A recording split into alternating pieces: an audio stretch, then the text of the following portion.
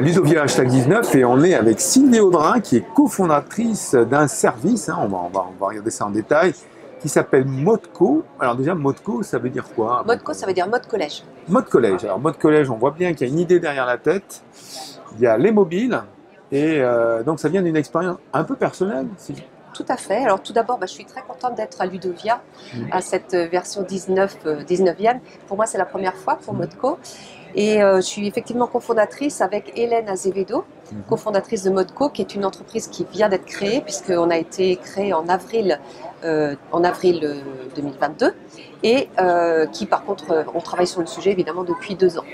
Et donc effectivement, Modco, c'est né d'un repas de famille avec les enfants. Mes enfants, moi-même, je suis maman de 3 enfants qui sont grands maintenant.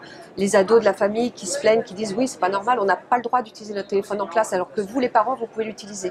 Donc voilà. Et peu à peu, l'idée naît d'un compromis entre l'interdiction totale et le laisser-faire total. Et l'idée d'une application est née.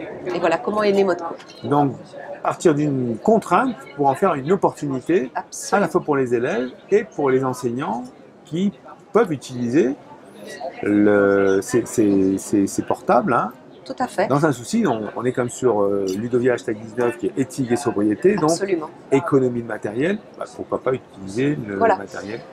En fait, les collégiens, alors c'est notre première cible, mais nous ciblons également les lycées et les établissements supérieurs. Les collégiens, par exemple, déjà sont massivement équipés. 92% ont un téléphone dans la poche. Rien que ce parc existant des téléphones des collégiens, c'est 3 millions de smartphones qui existent. Donc pourquoi fabriquer de nouveaux équipements, tablettes, ordinateurs? Pourquoi ne pas les utiliser? Donc c'est ce qu'on appelle le BIOD. Mais évidemment dans des conditions bien spécifiques, les conditions Modco. C'est-à-dire qu'un professeur, il va avoir envie de partager du contenu numérique pédagogique peut-être pendant 10 minutes ou 20 minutes avec sa classe. Il va leur dire, prenez vos téléphones, passez-les en Modco, un petit peu comme on passe son téléphone en mode avion quand on monte dans l'avion. Et une fois dans Modco, les élèves, ils ont l'accès à des ressources numériques pédagogiques qui ont été choisies au préalable par les professeurs. Ce sont leurs ressources préférées. Et donc, s'ils restent sur cet usage pédagogique numérique, tout se passe bien. Leur assiduité, elle est de 100% sur la session Modco. Par contre, s'ils ont envie discrètement d'aller sur Snapchat, YouTube, Instagram, autre chose, eh bien, l'application détecte tout de suite qu'ils sont sortis de Modco, qu'ils soient en Wi-Fi ou en 4G. Et le professeur lui-même a un dashboard sur lequel il va pouvoir voir quel élève n'est pas sur Modco.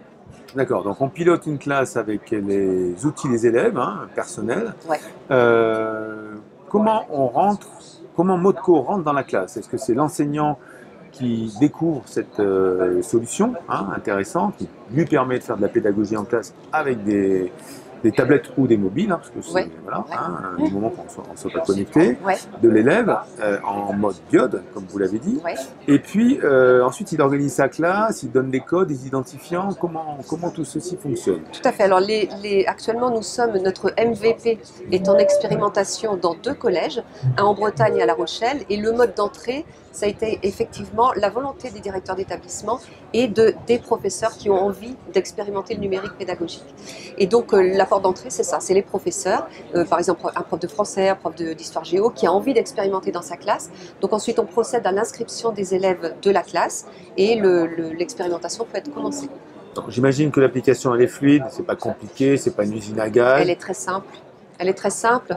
En fait, on ouvre son application Modco, on active la session Modco et tout de suite, on a accès aux ressources. C'est d'une simplicité, d'une grande simplicité. Et les professeurs, justement, qui ont testé l'application Modco, apprécient beaucoup cette simplicité de leur dashboard. C'est extrêmement organisé par classe. Et donc, tout de suite, un élève qui est sorti de Modco apparaît identifié avec un code couleur très, très simple. Donc, on a une interface pour l'enseignant qui peut être sur son PC. Sur son PC, sur sa tablette, sur son téléphone, comme il le souhaite. Ouais. Voilà, en mode mobilité ou en mode sur le bureau. C'est ce qui me semble le plus pratique. Voilà. Donc là, vous êtes en phase d'expérimentation. Il y a un avenir prometteur quelque part. Bien sûr, là nous lançons un appel à manifestation d'intérêt pour d'autres collèges. Donc je vous l'ai dit, on est en expérimentation dans 2 collèges. L'expérimentation s'est arrêtée pendant les vacances scolaires évidemment, mais mai-juin c'était l'expérimentation. On renouvelle à la rentrée avec ces 2 collèges-là et nous cherchons aussi, on a 3 autres collèges qui souhaitent expérimenter et nous cherchons toujours à augmenter le nombre d'essais. Donc nous proposons un accès gratuit il y a un appel à manifestation d'intérêt qui a été lancé aujourd'hui pour tester la solution. J'ai aussi rencontré au niveau de Ludovia beaucoup de professeurs qui souhaitent tester. Donc oui, la logique fait qu'il faut qu'on fasse entrer le numérique dans l'école également, continuer à le faire entrer. Et le smartphone, c'est vraiment l'outil préféré des adolescents. Ça permet la continuité d'usage à la maison, à l'école, et tout ça dans un souci de sobriété numérique. C'est vraiment le thème de Ludovia, donc on est vraiment sur le sujet. Alors le sujet c'est éthique et sobriété, notamment dans l'éthique, il y a RGPD, j'imagine que votre application elle est full RGPD. Et quel est le modèle économique? On parlait de gratuité pour l'enseignant, qui paye in fine ce service? Donc alors concernant le RGPD, effectivement, nous on sait que c'est vraiment un sujet qui est majeur pour nous, qui est prioritaire, qu'on doit traiter et que nous avons traité en faisant intervenir un DPO au niveau qui nous a aidé qui a analysé la façon dont on traite les données et donc qui nous a mis en conformité avec le RGPD. La question concernant le modèle économique, nous avons c'est gratuit pour les élèves, gratuit pour les professeurs et le modèle économique sera sous forme d'une licence pour les établissements, donc en direct avec les établissements privés et via les départements pour les établissements publics.